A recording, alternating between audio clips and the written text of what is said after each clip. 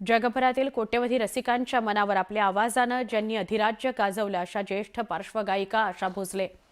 मुंबईतील bridge candy रुग्णालयामध्ये त्यांचं काल निधन झालं. वयाच्या 93व्या वर्षी त्यांनी अखेरचा श्वास घेतला.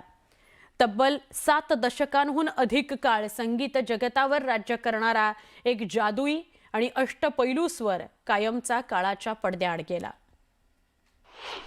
जरी गेले तरी आशा, होप तुमच्या आयुष्यात हमेशा राहते.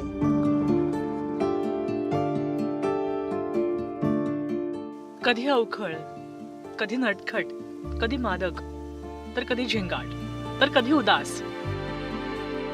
गझलेची नजाकत असो किंवा भूपाळीतली शांतता, भारतीय शास्त्रीय संगीताची खोली असो किंवा लोकगीतांची जोडलेली नाळ, कव्वालीची उर्मी आणि सुगम संगीताची भावमधुर लय, आयुष्यातला प्रत्येक मूड, त्याला साजेशी तब्बल 12,000पेक्षा जास्त गाणी. हिंदी, मराठी, बंगाली नव्हे तर सुमारे 20 भाषांवर प्रभुत्व, क्वीन ऑफ वर्सॅटिलिटी म्हणून ओळखल्या जाणाऱ्या आशा भोसले. 12,000पेक्षा जास्त गाणी गाणाऱ्या आशा भोसलेंनी प्रत्येक गाण्याला आपल्या आवाजानं 4 चांद लावले होते. आशा भोसले यांचा जन्म 1933 साली दीनानाथ आणि शेवंती मंगेशकरांच्या घरात झाला. लता, मीना, आशा, हृदयनाथ या भावंडांपैकी त्यांना 3रा नंबर. 1949 मध्ये आशाताईंचा गणपत भोसलेंशी विवाह झाला. गणपत आणि आशा भोसलेंना हेमंत, आनंद, वर्षा अशी 3 मुलं होती. 1960 मध्ये आशा भोसले गणपत भोसलेंपासून विभक्त झाल्या. 1980 मध्ये त्यांनी संगीतकार R.D. बर्मन यांच्यासोबत 2रा विवाह केला. 1994ला R.D. बर्मन यांचं निधन झालं आणि 2012 मध्ये मुलगी वर्षा आणि 15 मध्ये मुलगा हेमंत यांचं निधन झालं. मैं आनंद भोसले, मेरी माताजी श्रीमती आशा भोसले, इनका आज निधन हो चुका है.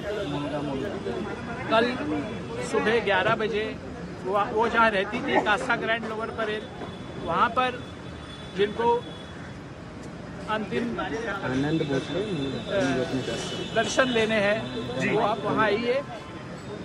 और 4 बजे कल दोपहर को शिवाजी पार्क में इनके अंतिम संस्कार होंगे.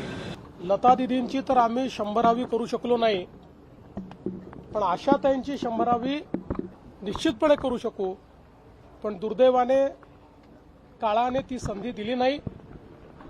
आशाताईंसारख्या सुविख्यात, जगप्रसिद्ध आणि ईश्वरीय आवाज असलेल्या एक आमच्या गायिका आमच्यातनं निघून गेल्या. मी त्यांना विनम्र श्रद्धांजली अर्पण करतो. जगविख्यात गायिका आदरणीय आशाताई भोसले यांचं निधन झालेलं आहे. माझ्या त्यांना भावपूर्ण श्रद्धांजली. त्यास खरोखरच एक संगीत क्षेत्राची खूपच हानी झालेली आहे. नागपूरकरता विशेष आठवण अशी आहे की स्वर्गीय सुरेश भट जे आपल्या विदर्भातले होते, त्यांच्या याच्यातला केव्हा तरी पहाटे ही रात्र उलटून जाते हे जे आहे हे आशा भोसलेंनी आणि हृदयनाथ मंगेशकरांनी संगीत दिलेलं गाणं हे मराठी संगीतामधलं एक अतिशय उत्तम असं गाणं आहे. आशा त्यांनी अनेक भाषांमधून अनेक गीतं गायलीत आणि ती आजही आपल्या सगळ्यांच्या स्मरणात आहे आणि पुढल्या अनेक वर्ष भविष्यात देखील आपल्या सगळ्यांच्या स्मरणात राहतील. आशाताईंची गायकी ही अफाट अष्टपैलूंसारखी ओळखली जाते.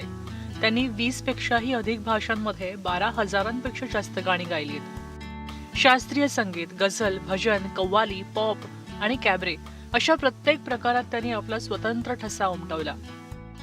पिया तू अब तो आजा, दम मारो दम यासारख्या उडत्या चालींच्या गाण्यांपासून ते दिल चीज क्या है आणि मेरा कुछ सामान यासारख्या गंभीर गाण्यांपर्यंत त्यांनी दिलेलं योगदान अगदी अजरामर आहे. संगीतकार R.D. बर्मन आणि गायक किशोर कुमार यांच्यासोबत त्यांनी भारतीय चित्रपट संगीताचा एक सुवर्ण अध्याय लिहिला.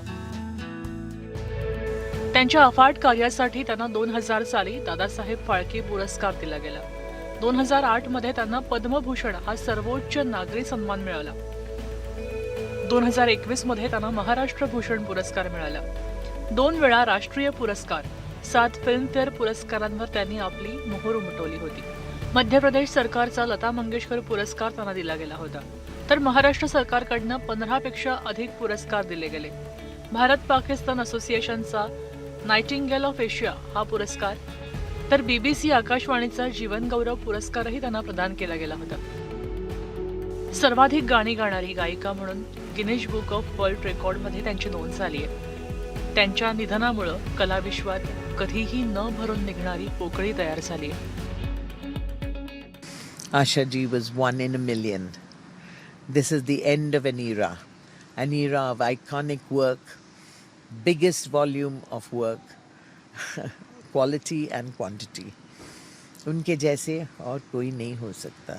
ऐसे सिंगर जो मेरे ख्याल से उनके गाने सुन के हम लोग बचपन से बड़े हुए हैं, और हर जनरेशन को, आज हम जेनजी की बात करें, वो जनरेशन भी आशा ताई के गाने पे, चाहे वो पब में, डिस्को में या जहां पे भी हम देखे उनके गाने पे थिरकते लोग आज भी उनको याद करते, तो उनको मिस किया जाएगा. इतकी अप्रतिम गायकी, इतकी अप्रतिम तयारी, म्हणजे कुठल्या एखाद्या अभिजात क्लासिकल म्युझिशियन होऊन जास्त मोठी तयारी असलेले हे आवाज आशाताईंचा आवाज होता आणि गायकी होती. पण त्यात त्यांचा खेळकरपणा, त्यांची मस्ती, ते सगळं काही इतक्या सुरेख प्रकारे त्या गाण्यात आणत होतं. 70 वर्षाहून जास्त त्यांचा प्रवास होता. गेल्या 70 वर्षांपासून आशा भोसले गात होत्या. काळ बदलत गेला, गाण्यांची रूपं बदलली, ऐकण्याच्या सवयी बदलल्या, पण आशाताईंचा आवाज तसाच राहिला. प्रत्येक वळणावर नवं रूप धारण करत तितक्याच मोहकतेनं उमलत राहिला. आशा भोसले आपल्यात नाही राहिल्या, पण त्यांचा आवाज कायम असाच राहणार आहे. केवळ आजच नाही, येणाऱ्या अनेक पिढ्या त्यांच्या आवाजातली मोहकता दरवळत राहणार आहे. Bureau report, news 18 Marathi. सूरसम्राज्ञी आशा भोसले यांच्या निधनानंतर त्यांचं पार्थिव लोअर परेल येथील निवासस्थानी अंत्यदर्शनासाठी ठेवण्यात आलंय. अनेक दिग्गज नेते मंडळी, कलाकार इथे येऊन त्यांचं अंत्यदर्शन त्यांनी घेतलेलं आहे. आज सकाळी 10:30 ते 2 या वेळेमध्ये कासा ग्रँड या निवासस्थानी आशा भोसले यांच्या पार्थिवाचं दर्शन घेता येणार आहे. तर दुपारी 4 वाजता शिवाजी पार्कमध्ये त्यांच्या पार्थिवावर अंत्यसंस्कार पार पडणार आहेत.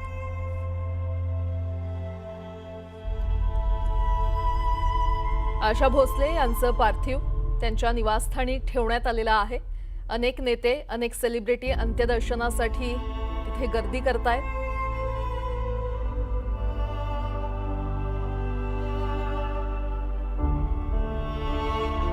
आज सकाळी 10:30 ते 2 या वेळेमध्ये कासा ग्रँड या निवासस्थानी आशा भोसले यांच्या पार्थिवाचं दर्शन घेता येणार आहे. तर दुपारी 4 वाजता शिवाजी पार्कमध्ये त्यांच्या पार्थिवावर अंत्यसंस्कार पार पडणार आहेत.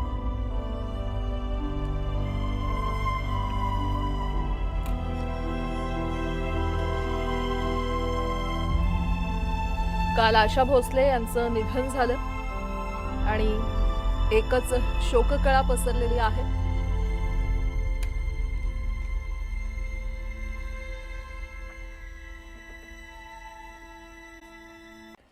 सूरसम्राज्ञी आशा भोसले यांच्या निधनानंतर त्यांचं पार्थिव लोअर परळ इथल्या त्यांच्या निवासस्थानी अंत्यदर्शनाकरता ठेवण्यात येणार आहे. अनेक दिग्गज नेते मंडळी, कलाकार इथं येऊन त्यांचं अंत्यदर्शन घेत आहेत. आज सकाळी 10:30 ते दुपारी 2 या वेळेमध्ये कासा ग्रँड या त्यांच्या निवासस्थानी आशा भोसले यांच्या पार्थिवाचं दर्शन घेता येणार आहे. दुपारी 4 वाजता शिवाजी पार्क स्मशानभूमीमध्ये त्यांच्या पार्थिवावर अंत्यसंस्कार पार पडतील.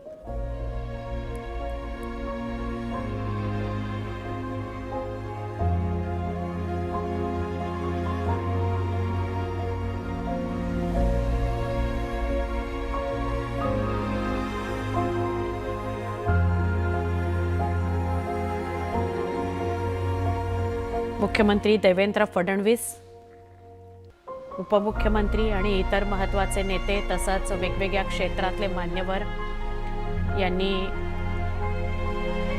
आशा भोसले यांच्या पार्थिवाचं अंत्यदर्शन घेतलं